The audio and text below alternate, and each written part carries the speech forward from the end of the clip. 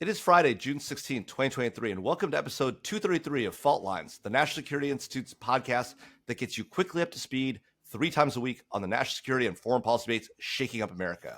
I'm Jamil Jaffer, NSI's founder and executive director, and I'm joined by Lester Munson, NSI's senior fellow and former staff director at the Senate Foreign Relations Committee, and Morgan Venus, special guest, senior fellow at NSI, and the former chief of staff to the UN ambassador.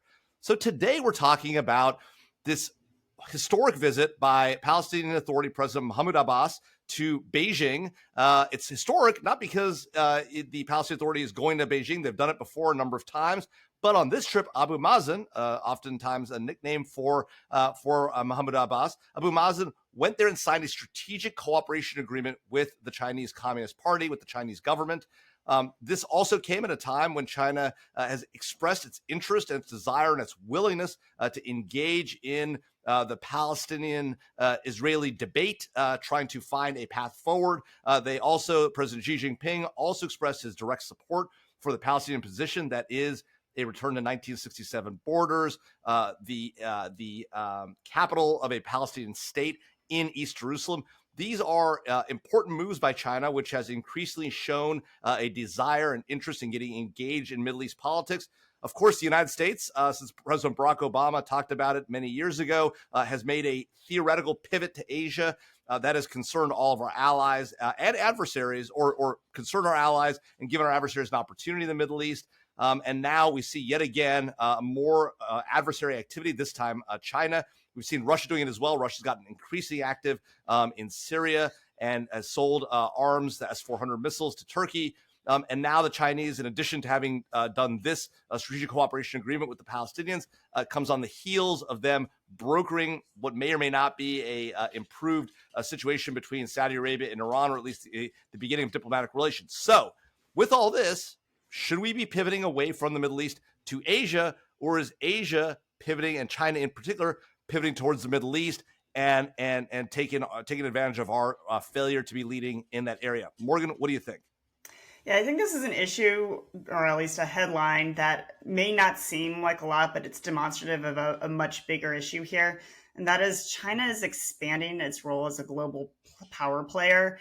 And this move really, I think, fulfills several of Beijing's objectives. First, it puts pressure on Israel, which has been reducing its business with China because of U.S. pressure to do so. It demonstrates China's diplomatic power, which is significantly concerning for the United States, given our traditional presence in the region, which many Arab countries believe that we are retreating from. It appeals to Arab states who China is increasingly doing business with. Look at Saudi Arabia, look at UAE. And then finally, it really pokes America and our Western partners in the eye when in front of the developing world. I totally agree with you, Morgan. And, this is a problem not just amongst, Biden or Obama liberals who say we need to pivot to Asia. There are many, many conservatives who also say that the United States can't walk and chew gum at the same time, that we have to focus on China, the larger threat. We can't waste time in the Middle East. I happen to think those folks are wrong. Les, where do you weigh in on this? Yeah, so I'm in a different place. I don't think this is a big deal. In fact, I think it's actually evidence that China's diplomatic wherewithal is not very good. I don't. Where did you get that from? I take no joy in saying this, but the Palestinian geostrategic importance has never been lower. Nobody talks to them. Even the other Arab states don't defend their interests anymore. This is very different than 20 or 30 years ago. The Palestinians are desperate for any kind of friend. The fact that Beijing is hosting them for some sort of 4-day conference and talking about strategic agreements means that effectively that the Palestinians and the Chinese have nothing else to do, and so they're going to make an agreement that doesn't really mean very much. Now, what would matter would be if China had some sort of strategic agreement with Israel and the Palestinians. That might be of concern and evidence that the U.S.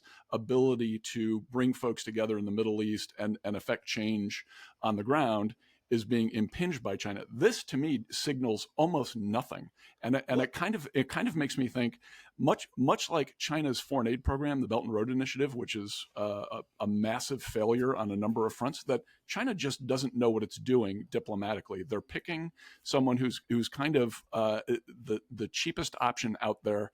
They get no benefit from this.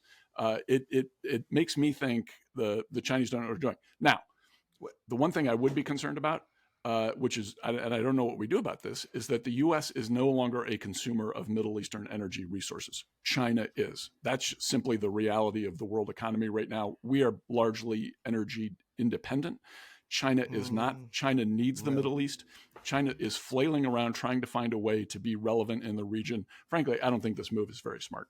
Okay. I mean, there's so much wrong in what you just said there. But Morgan, what do you think? I mean, just wrong. But Morgan.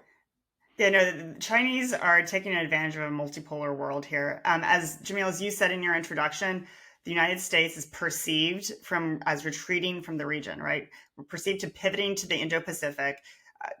Clearly we've been trying to do this for some time, but this administration has really made the Indo-Pacific AOR a priority. And as a result of that has our partners in the Middle East hedging, right? And so they are making deals with China. And China's diplomatic clout is growing within the international community. It's not about BRI anymore for them. They're projecting diplomatic influence, and we are seeing this with, I mean, granted, it's kind of laughable, but a peace plan for Ukraine, but more significantly, the Iran-Saudi deal, putting themselves as a champion as for a negotiated two-state solution is concerning. And we should definitely be paying attention to this. Yeah, I totally agree. And by the way, I think, Les, you're right that the Palestinians have largely been marginalized by things like the Abraham Accords. They've been thrown off the bus by their own allies in the region. But the fact that they've lined up a major world superpower to sign a strategic cooperation agreement, I mean, it's a huge issue. And the idea that this doesn't matter and it's irrelevant, I mean, that's just wrong. And by the way, the U.S. is not a consumer of Middle East oil. We buy a ton of Middle East oil. We are no longer energy independent. We were once energy independent. We no longer are. Many of our wells are now shut in because of what happened in the COVID pandemic and the failure of the Biden administration's regulatory policies to permit enough U.S. oil domestic drilling to actually allow us to be energy independent. So less wrong on all fronts. I mean, hopefully you have some sort of a coherent response, because I didn't hear one on the last. Folks, we're talking about two different things. You're trying to say this diplomatic initiative of China is significant for the U.S. It is not. This will result in no peace activity happening in the Middle East. The net effect on the ground will be nothing. The strategic agreement between Beijing and Ramallah. By the way, they announced a sister cities agreement between Ramallah and Wuhan. If there's no better bumper sticker for why this thing is kind of ridiculous, it's that. I totally agree. Right? This is like it's almost like an Onion headline. Notable. Look, folks, it is notable that China is increasing its diplomatic presence in issues that, at least on the surface, are very important. And we should be paying attention to Chinese diplomacy.